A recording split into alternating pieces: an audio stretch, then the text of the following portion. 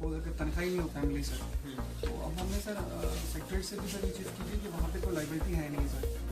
अभी सर हमें 8 महीने की मैंने आपको डिस्क्रिप्शन भी दी है सर हमारे 11 ब्लॉक्स की, सैलरी नहीं है सर। आप प्लीज़ हायर अप्स के, because sir your ultimate boss. नहीं, सैलरी तो हमारे पास है, हम तो किसी की भी सैलरी नहीं रोक रहे हैं। नहीं, नरेगा एम्प्लॉयज सर हमारी जो है, नरेगा एम्प्लॉयज का जो नरेगा में जितनी सैलरी आनी है हमने तो उस हिसाब से देना है। सैलरी हमारा बिल्कुल फिक्स स्केल है कि एक डाटा एंट्री ऑपरेटर हूँ और मेरा नाम चांदनी शर्मा है। हमें 8 महीने से पे नहीं मिल रही है और दिन रात हम काम करते हैं।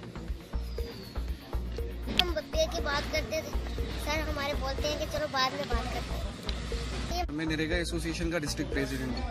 एक्चुअल में बात ऐसे है सर कि हम लोग पिछले 8 महीने से हम लोगों को सैलरी नहीं मिल रही है, जो सेंट्रल फ्लैगशिप प्रोग्राम है नरेगा। और कोई भी इंसान जो है वो अपने घर से बाहर निकल के शोर तब करता है जब वो निहायत ही तंग और परेशान होता है।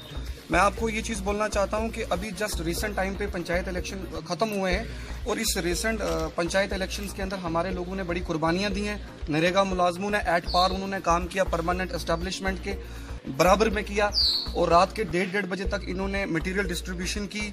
और जो हमारे परमानेंट एम्प्लॉयज़ थे उसमें कुछ ऐसे लोग भी थे जिन्होंने सिर्फ 1 दिन की ड्यूटी दी और डबल सैलरी उनको मिल रही है।